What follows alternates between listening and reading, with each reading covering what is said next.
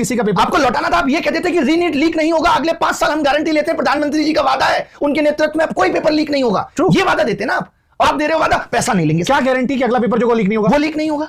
2000 मुझे तो ऐसा लगने लगा है कि पेपर सारे लीक हो रहे हैं, बस कुछ पता नहीं चल रहे।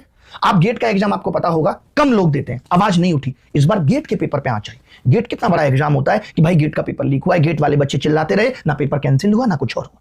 ये तो क्या है कि मीडिया में इतनी हाइप बन गई, नीट सबको पता है यही डॉक्टर आगे आने वाली हमारी पीढ़ियां, हम बूढ़े होंगे तो हमारा इलाज करेंगे, तो हमने इस मुद्दे को बहुत ज्यादा उठा लिया। वरना गेट का paper leak, SSC GD 13-13 lakh में मिले, खूब मीडिया में खबरें आई। यानी आप पुलिस भर्ती ठीक से नहीं कर रहे, आप नकली पुलिस बना रहे हैं, आप नकली डॉक्टर बना रहे हैं, आप सब कुछ, कल को नकली सीए बनेंगे।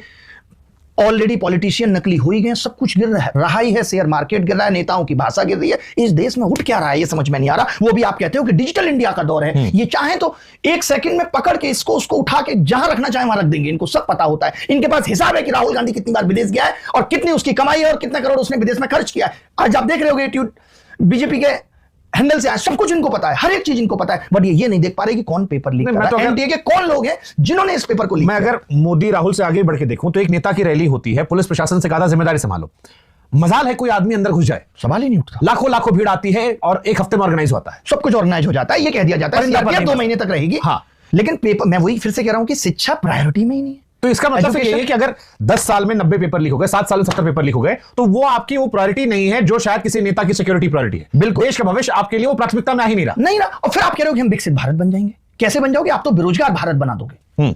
जब आप ठीक तरीके से भर्तियां टाइम पे नहीं ले रहे हो। यार आज से 10 साल पहले की बात करो तो भर्तियां टाइमली आती थी। मैं और आपको ये सोच के हैरानी होनी चाहिए कि आज लोगों को जरूर लग रहा है ये भर्ती 4 साल में आएगी, आदत में आ गया है, लेकिन मुझे लगता है कि इस बीच में भी बहुत सारी भर्तियां बैकडोर से हो जा रही होंगी। ऐसे ही थोड़ी देश चल रहा है। अब ऐसा क्या हो गया है कि जो भर्तियों की जरूरत नहीं पड़ रही, जो भर्तियां हर साल नहीं आ रही, गेट का स्कोर कार्ड लेके बच्चा घूम रहा है। शिक्षक भर्ती में घोटाले नहीं हुए, खूब घोटाले हुए, शिक्षक नकली बन रहे हैं।